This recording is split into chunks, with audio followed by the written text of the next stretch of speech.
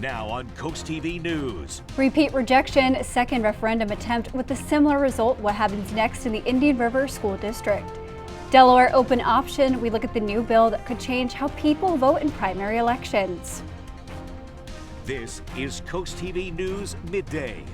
Good morning and thank you for joining us. I'm Elisa Weber and welcome to CoastTV News Midday. Our top story this morning, the city of Rehoboth Beach is allowing demolition at the One Rehoboth Hotel through June 27th from 8 a.m. to 7 p.m. on weekdays.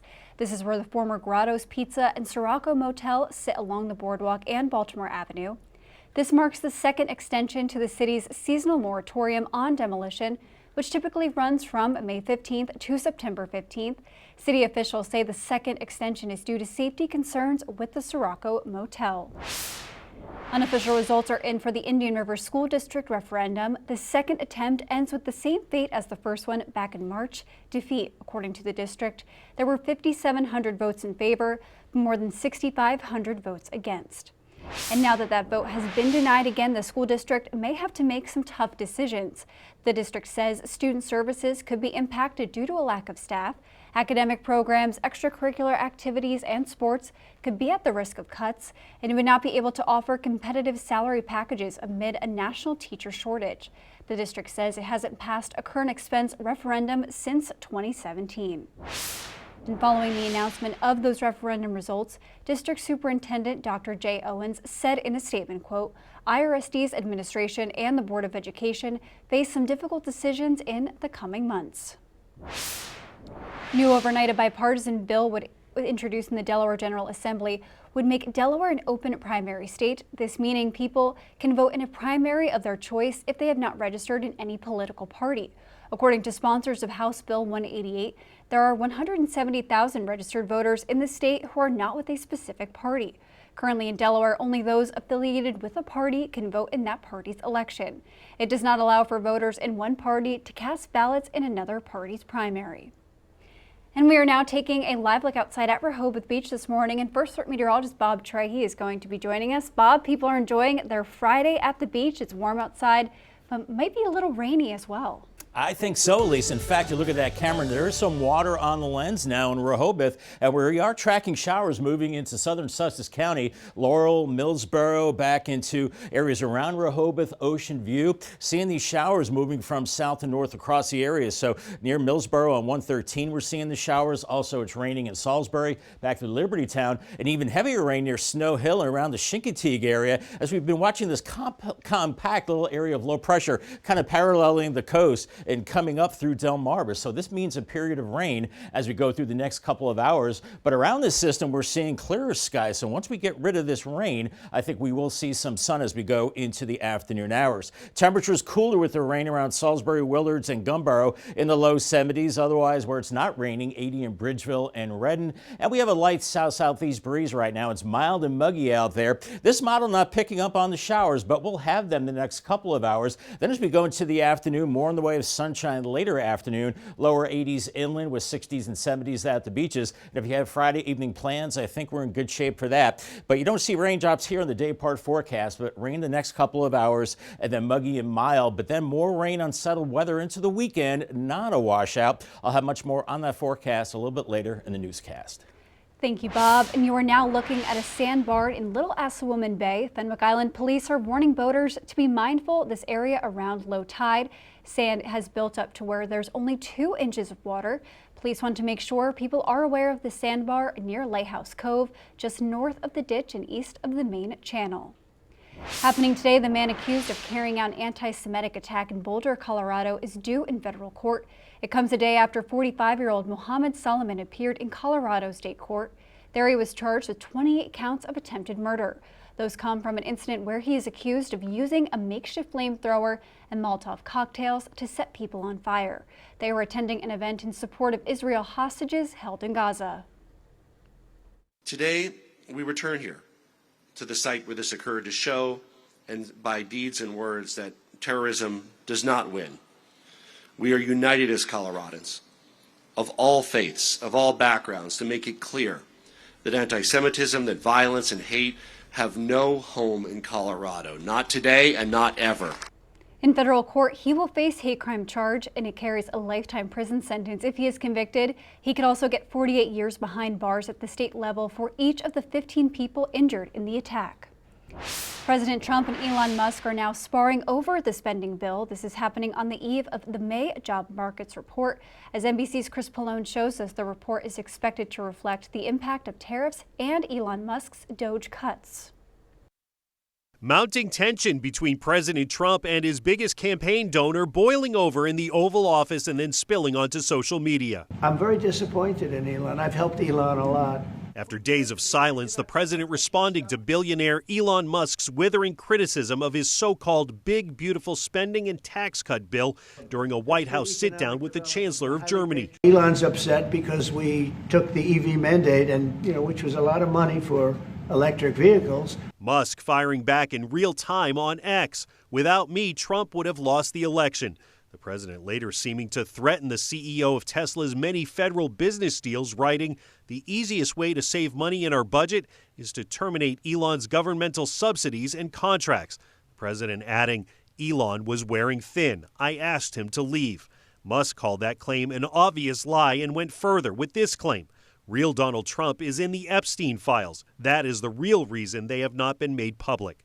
Musk offered no evidence, and President Trump has denied any involvement in Epstein's crimes. Overnight, the White House press secretary downplayed the feud, calling it an unfortunate episode from Elon. Elon went back to his companies, and as a businessman, he has a right to speak for his companies. But as president, President Trump has a responsibility to fight for this country. During the back and forth, Tesla stock lost 14% of its value. Congressional Republicans say they're pressing forward with the spending bill despite Musk's objections. Chris Pallone, NBC News, Washington. Coming up after the break, horseshoe crab conversations, how you can learn about Delaware's coast's iconic creature. A special event is taking place today that offers a close-up look at one of Delaware Bay's most unique natural wonders, horseshoe crabs. An hour-long program called Horseshoe Crabs and the Delaware Bay is happening now at the DuPont Nature Center in Milford. It highlights the crab's role in spawning season, its roles in the ecosystem, and how people can help protect them. Downtown Milford Incorporation and Rehoboth Beach Main Street Incorporation have earned re-accreditation from Main Street America. This recognizes their continued efforts in economic redevelopment and downtown revitalization. Re-accreditation is Main Street America's top designation tier and requires programs to meet high standards in leadership, community engagement, funding, and demonstrated impact. This just in, a new bill introduced in the Delaware General Assembly aims to bring more transparency to traffic stops. House Bill 196 is all about tracking why drivers are being pulled over. Officers would be required to enter the primary reason for each traffic stop into the state's database system, and they must do so at the time of the stop. The bill has been assigned to the House Public Safety and Homeland Security Committee. We are awaiting the rain in Lewis. Cloudy skies right now, 79. We'll see some showers in the next few hours and then some sun this afternoon as a warm and muggy weather continues. Then an unsettled weekend with showers and storms likely and temperatures just a little bit cooler. Congratulations to Marion Bates from Laurel. Good time to win an umbrella. That's what she's done. And congratulations from Paul Davis and Coast TV. I'll track the rain on Futurecast coming up after the break. Stay tuned.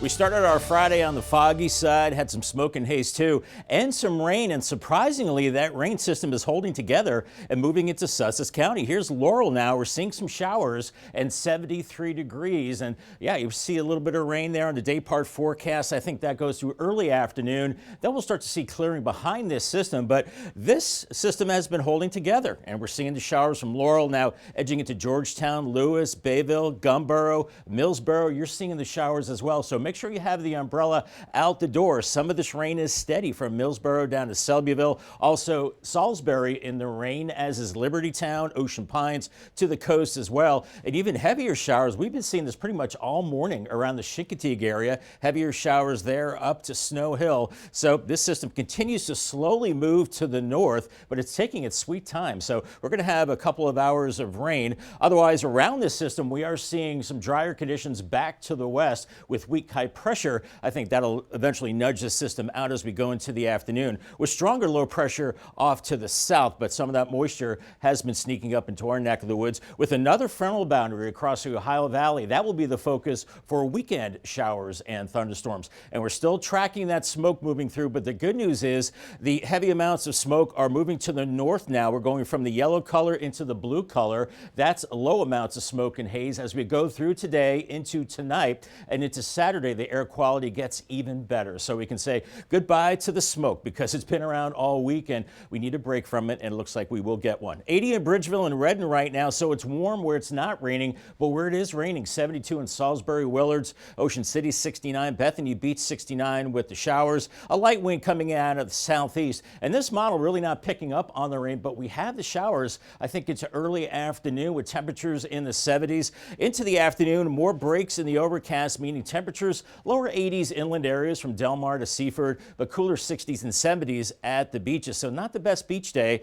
with the showers moving in, but this evening looking good if you're headed out, mild and muggy. Then we could see more fog as we go into Saturday morning and a few more showers popping up. So have that plan B for Saturday with showers, maybe heavy rain and gusty winds and a low chance of severe weather into the afternoon hours. Here's 2:30. We're seeing some clearing with temperatures in the 80s and then another push of showers as we go into the evening hours. So make sure you have the Coast TV weather app to stay updated on the potential for severe weather, as there's a low or marginal chance of severe weather tomorrow afternoon. The main threat, damaging winds, and pretty much the same scenario as we go into your Sunday, looking at the threat for damaging winds. As we get a little break Sunday morning, and then we start to see more showers building in with a frontal system nearby, and those showers continue really much of the day. Saturday starts to dry out on Monday, and as far as rain totals, maybe a quarter to a half an inch, depending on your location the next few days. And we stay pretty muggy to humid as we go into the weekend, and then very humid at times as we go into early next week, as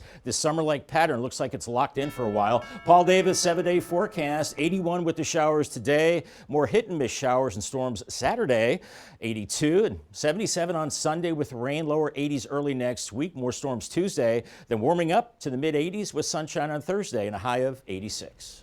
Thank you, Bob. Coming up tonight on DSN at 8:30, we have soccer when Indian River takes on Laurel. Then you can catch the final score at 10:30. And on your DSN Plus app, here are some of the exclusives. Along with that soccer match at 7:30, this is where Laird Farms and East Coast Titans travel in baseball. And here's what you can expect this afternoon on Coast Life at 4. I know we're getting closer and closer to the weekend. One more day to go, and you want to spend it here on Coast Life with us. Let's see what's coming up today at 4 o'clock. Of course, we've got our pet of the week for you, 2 adorable kittens that are ready to find their forever home. Speaking of animals as well, we've also got the really important role that service dogs have when it comes to veterans and saving their lives. It's going to be a great conversation, one that you don't want to miss. All that and more is happening today at 4 on Coast Life. See you there. A beloved park in Kent County that's been a part of the community for 30 years is nearing its final chapter. Piccadilly Castle, the playground tucked inside Brecknock Park in Camden, holds special memories for generations of families with its slides, tire swings, and castle-like design. Kent County Parks and Rec announced this week that due to its aging infrastructure, it plans to replace the park. Many neighbors say it's hard to say goodbye to a place that has meant so much for decades. My kids were little then. And, you know, we loved coming here. I guess it was fairly new then. I don't even remember, but it was always a nice park to come to. And now they're grown and they have their own children and they're still coming here. So we love this park. Kent County Parks and Rec officials say plans are still in the early stages. Another scam to watch out for, this time from the Maryland Transportation Authority. The agency says fake text messages are going around claiming the recipient has toll debt. Officials are reminding locals that they will never send a text message about this. They say the scam seeks to gain your personal information, so report them to the FBI. Coming up after the break, Health is Wealth will show you what a fair at Delaware State University looked like this week. A push to promote healthier living brought neighbors, health leaders, and advocates together in Dover this week. The Delaware Division of Public Health hosted its 3rd annual Advancing Healthy Lifestyles Conference. The event connected people with health organizations and resources. Officials say 37% of Delaware adults are living with obesity, a number they hope to lower through education and community outreach. We are here to collaborate and energize and discuss and have conversations to help move the needle to improve the health of Delawareans throughout the state. Event organizers say there were around 300 participants at the wellness conference in Dover. It's turned into a rainy Friday morning. You can see it on the Ocean View cam. Gutter helmet showers here, cloudy, kind of gloomy. We'll hang on to the rain for a few more hours, then afternoon sunshine and warming into the low 80s with an unsettled weekend on the way. More showers and storms. Not a washout. Have a plan B. And call the Coast TV First Alert weather phone for your latest forecast. Sponsored by the law offices of Brockstead, Mandalis, Federico. I'll have your 10-day forecast coming up after the break. Be sure to grab the umbrella out the door as we're looking at showers continuing to move into southern Sussex County. A lot of this is steady rain around Millsboro back to Salisbury, even heavier rain back towards the Chincoteague area right now. And this little system continues to move to the north, so we'll be in the rain for a few more hours. I think we will see some sun this afternoon, but it'll be cooler, upper 70s, maybe lower 80s, and looking good for your Friday evening activities as it will start to dry out. Paul Davis 10-day forecast. More showers and storms Saturday. Some of those storms could have gusty winds. 82, lingering showers Sunday, 77. Lower 80s early next week, more storms Tuesday, and then warming up again. In fact, upper 80s by Friday. And I don't like this weekend pattern, Elisa. Maybe more showers as we go into next weekend. No, come on, Bob. What's with that? Well, thank you for joining us here for Coast TV News Midday. And for more news and local weather, download our Coast TV News app. Don't forget to join us for Coast TV News at 5 later this afternoon. Have a great day.